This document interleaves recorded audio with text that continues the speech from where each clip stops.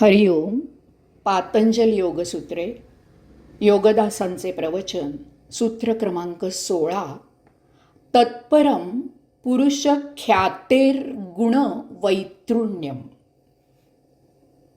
यापेक्षा श्रेष्ठ वैराग्य म्हणजे चित्तापेक्षा पुरुष आत्मा हा वेगळा आहे अशी त्या पुरुष ख्यातीची ओळख होऊन गुणातीत होणे. सूत्रार्थ. या सूत्रात योगाधिराज पातंजली उच्च प्रतीचं वैराग्य म्हणजे काय ते सांगत आहेत. प्रकृती म्हणजे स्थूलमानाने इंद्रिये, मन, बुद्धी, हृदय इत्यादी. पुरुष म्हणजे देह, या नगरात राहणारा ईश्वर. प्रकृतीला नगराची उपमा दिली. त्या नगरात आत्मा निवास करतो. तो आत्मा म्हणजे आपण. आपण म्हणजे प्रकृती नव्हे. प्रकृती सगुण असते. गुण चांगले की वाईट हा प्रश्न गौण आहे. प्रत्येक घटना व्यक्तीवर काही ना काही परिणाम घडवीत असते. एकाच घटनेचे वेगवेगळ्या व्यक्तीवर वेगवेगळे परिणाम घडत असतात. हे घडलेले परिणाम चांगले की वाईट याची मीमांसा न करता तो मूळ गुण जिंकावा लागतो. पुरुष निर्गुण गुणातीत असतो. आत्ममिलनासाठी प्रकृती पुरुषाप्रमाणेच गुणातीत असणं आवश्यक असतं. मिलन होणाऱ्या दोन गोष्टी सारख्या असाव्या लागतात. एरवी मिलन शक्य नसतं. यासाठी आत्मभान, आत्मज्ञान यावं लागतं. आत्मज्ञानामुळे रिपूंचं दमन होतं. सर्वत्र समभाव निर्माण होतो. आपण निर्विकार होतो. अंगी वैराग्य यायला हे आवश्यक असतं. प्रकृती तम, रज, सत्व अशा त्रिगुणांनी युक्त असते. तमोगुण हा निश्चितच निंद्य आणि त्याज्य आहे. त्याचा नाशच केला पाहिजे. रजोगुण हा भौतिक संसाराला पोषक असला तरी त्याच्या अतिरेकामुळे शेवटी तो हानिकारकच ठरतो. त्याचाही त्याग करावा लागतो. तम, रज अशा दोन्हींचा त्याग करावा तेव्हा सत्वगुण अंगी बाणतो. पुरुष निर्गुण आहे. त्याच्या मिलनासाठी त्याच्यासारखेच निर्गुण गुणातीत व्हावं लागतं. यास्तव सत्वगुण चांगला असून सुद्धा जिंकावा लागतो. त्यासाठी आत्मभान अंगी बाणावं लागतं. त्यामुळे आसक्ती, तृष्णा शमली की वैराग्य येतं. एकदा वैराग्य अंगी भिनलं की ठेविले अनंते समाधान मिळू लागते. रिपू नष्ट होतात. जळी स्थळी काष्टी पाषाणी चराचरी भरलेला परमेश्वर उमजतो. प्रकृती गौण होते. अन्न, वस्त्र, निवारा हा सोपस्कार होतो. आत्ममिलनाचा ध्यास लागतो. वृत्ती निर्माण करणारं चित्त परमेश्वरात विलीन होतं. निरोध करायला वृत्तीच निर्माण होत नाहीत. यालाच उच्च वैराग्य म्हटलेलं आहे. आत्ममिलनाला तेच आवश्यक आहे. जाणणं. लढाईमध्ये हातापायांचा उपयोग केला जातो. हातांनी लढत लढत शत्रू निष्प्राण करायचा, निष्प्रभ करायचा, शत्रूचा पराभव करायचा. पण समजा जर शत्रू प्रबळ असला तर पायांचा उपयोग करून रणांगणातून पळून जायचं. याच नीतीचा उपयोग चित्तवृत्तींचा निरोध करायला बऱ्याच वेळेला केला जातो. उपास तपास व्रतवैकल्य करून वृत्तीचं दमन करायला पाहायचं. त्यांना दाबून गाडून टाकायला पाहायचं. याने नाही जमले की दाढी मिशा वाढवायच्या. सर्व संग परित्याग करून दूर पळून जायचं. तोंडून एक अक्षरही काढायचं नाही. वृक्ष चेहरा करून बसायचं. एकदा एका महामुनींकडे त्यांनी समारंभाचं अध्यक्षस्थान स्वीकारावं म्हणून कार्यकर्ते विनंती करायला गेलेले होते. बोलण्याच्या ओघात त्या महामुनींच्या लक्षात आलं की व्यासपीठावर एक विद्वान विदुषी स्थानापन्न होणार आहेत. ते लक्षात येताच महामुनींनी समारंभाला येण्याचं नाकारलं. स्त्री असा नुसता शब्द ऐकला तरी त्यांना ते सहन होत नसे. आचार्य विनोबांनीच याबद्दल सांगून ठेवलेलं आहे. भौतिक संसारापासून पळून वीतभर लंगोटी लावून हिमालयात गुहेत बसलात तरी फारसा फरक पडत नाही. कारण त्या वीतभर लंगोटीतच सगळा संसार भरलेला आहे. त्याची आठवण कशी विसरणार? म्हणूनच हे मार्ग अपुरे पडतात. ते चुकीच्या दिशेने घेऊन जातात. एकतर छुपेपणाने साधक बहकतो किंवा त्याच्या मेंदूवर परिणाम होतो. सुदैवाने यातील काही झालं नाही तरी वैराग्य साधत नाही, अभ्यास होत नाही. आयुष्याची फजिती मात्र होते. कारण वृत्ती उफाळून येतात. चित्तवृत्ती मारण्याने त्या नष्ट न होता साधक मरेपर्यंत त्या सुप्तपणे त्याच्यातच राहतात. तो चित्तवृत्तीपासून पळत असतो.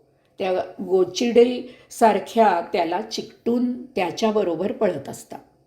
यासाठी स्वतःला जाणून घेणं आवश्यक आहे. बहुतेकांना चांगल्याचं श्रेय स्वतःकडे घ्यायचं आणि वाईटाचं खापर दुसऱ्यावर फोडायचं अशी सवय असते. स्वतःच्या हातून चूक झाली तरी ती चूक इतर कुणीतरी व्यक्तींमुळे झाली हे सिद्ध करायचा खटाटोप ते करत असतात. याचा उपयोग होत नाही.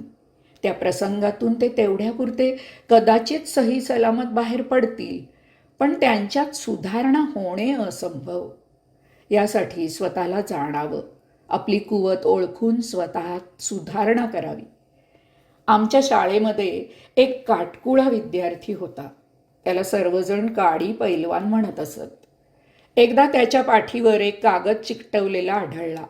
कागदावर मजकूर होता, हे गाढव विकणे आहे. काडी पैलवानाला जेव्हा हे एका मित्राने लक्षात आणून दिलं तेव्हा तो फार संतापला. चिडून रागाने बेफाम झाला. हा कागद ज्या कोणी चिकटवला त्याला मार देऊन जन्माची अद्दल घडवण्याची भाषा करू लागला. त्याच्या मित्रांनी त्याला गोटू नावाच्या मुलासमोर उभा केला आणि गोटूने तो कागद चिकटवल्याचं सांगितलं. काडी पैलवानाने गोटूला नखशिकांत न्याहाळला. गोटू अंगाने आडदांड, गले लठ्ठ होता. काडी पैलवानाने गोटूला विचारलं, काय रे, हा कागद माझ्या पाठीवर तू चिकटवलास का? गोटू शांतपणे म्हणाला, हो, मीच चिकटवलाय तो कागद. यावर तुझं काय म्हणणं आहे? काडी पैलवान त्यावर गोटूला म्हणाला, तुझं अक्षर जरी चांगलं असलं तरी शुद्धलेखन सुधारायला हवं आहे. विकणे यामधील वी दीर्घ नसून ऱ्हस्व आहे. चित्तवृत्ती नष्ट करायला आतताईपणा करून उपयोग नाही. वृत्ती चित्तातून निर्माण होतात. त्या चित्ताला जाणून घेणं आवश्यक आहे. जाणणं हे निरोध करायला उपयुक्त आहे. त्यासाठी चित्तावर लक्ष केंद्रित करावं.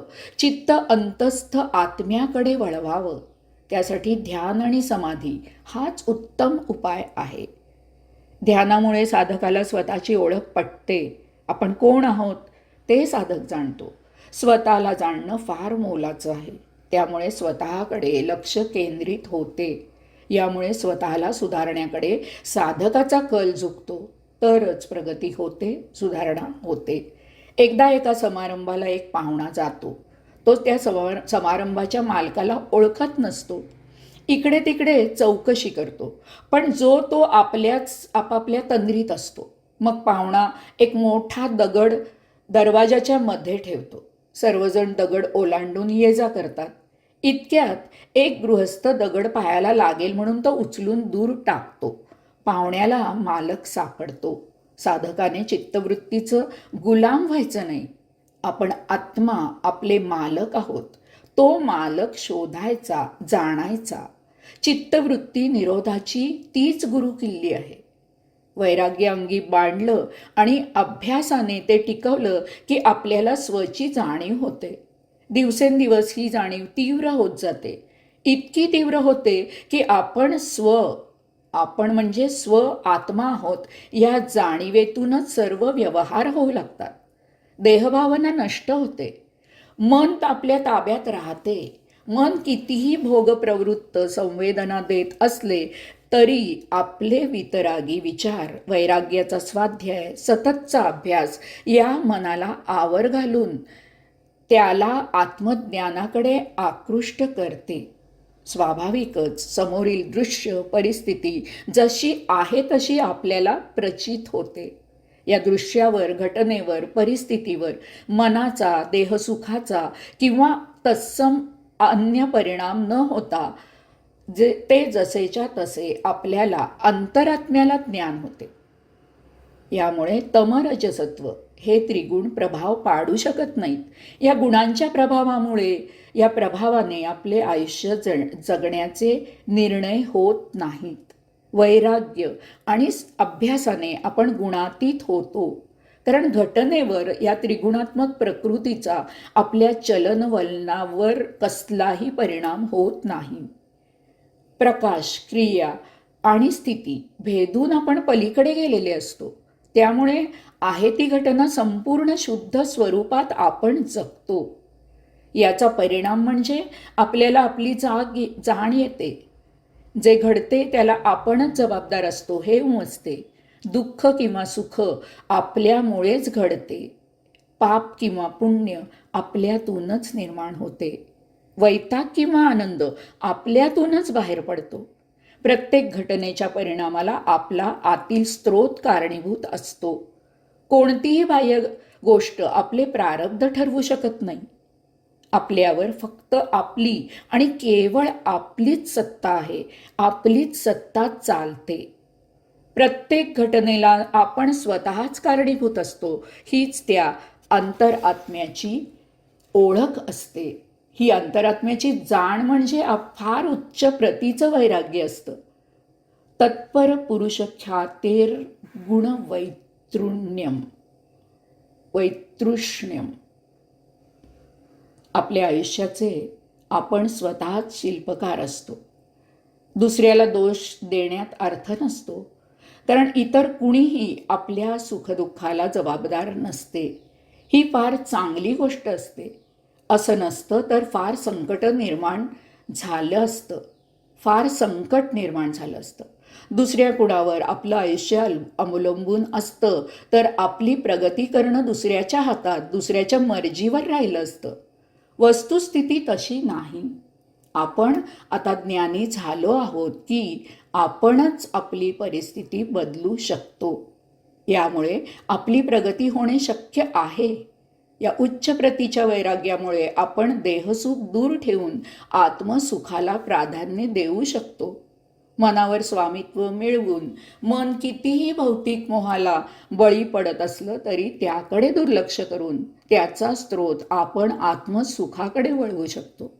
प्राप्त परिस्थितीत आततायीपणा न करता, कसल्याही प्रभावाखाली न येता आपण मनाच्या निर्णयाला मुरड घालून तेच मन आत्मोन्नतीकडे वळवू शकतो. पुरुष ख्यातेर गुण वैतृष्ण्यम. अशा या उच्च अवस्थेत योगी संसार सोडून त्यापासून दूर जातो असा गैरसमज करून घेऊ नये किंवा अशा उच्च वैराग्यासाठी तसे करायचे असते असाही अपसमज करून घेऊ नये. उलट आता योगी उच्च वैराग्याने सांसारिक सामाजिक जबाबदाऱ्या जास्त चांगल्या पार पाडू शकतो. प्रभू आपल्याच आत आहे ही जाण त्याला अंतःप्रवाहित करते. त्याच्या हातून कुकर्म दुष्कृत्य घडत नाही. त्याचा